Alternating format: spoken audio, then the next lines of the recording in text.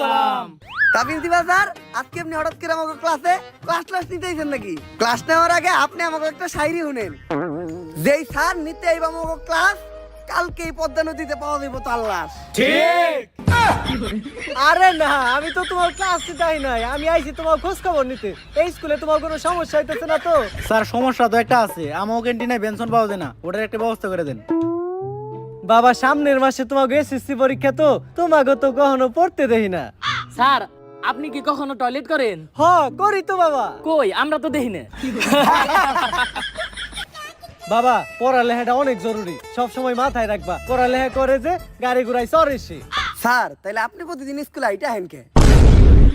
এই যে আমার বন্ধু মনি, প্রতিবার ক্লাসে ফেল করে, ওর নিজের নামটাও ঠিক মতো বানান করতে পারে না। তারপরেও আরন ভাই ভাষণ থ্রি নিয়ে স্কুলে আহে, আর আমাকে স্কুলের টিচারেরা রিক্সা দিয়ে আহে, সাইকেল চালায় আহে, কেউ কেউ তো আবার আপনার মতো আইটাও আহে। এ থেকেই বোঝা যায় যে প্রবাদ ভুল ছিল। আসলে প্রবাদটা হইবে এমন, পড়ালেখা করে যে গাড়ি ঘোড়ায় চড়ে না সে।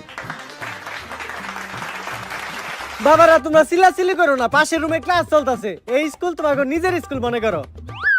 এটারে আমাকে নিজের স্কুলে মনে করবো? হ বাবা। তাহলে তো আমাকে স্কুলে আমরা যা মন চাই তাই করতে পারি। তাড়াতাড়ি আমাকে ক্লাস থেকে বাইরো। আজকের থেকে যেন এই ক্লাসে তরে না দেখি। এই ক্লাসে কে, এই ক্লাসের আশেপাশে যেন তরে না দেখি। বাইরো বাইরো না কে, বাইরো হানি বাইরে হালার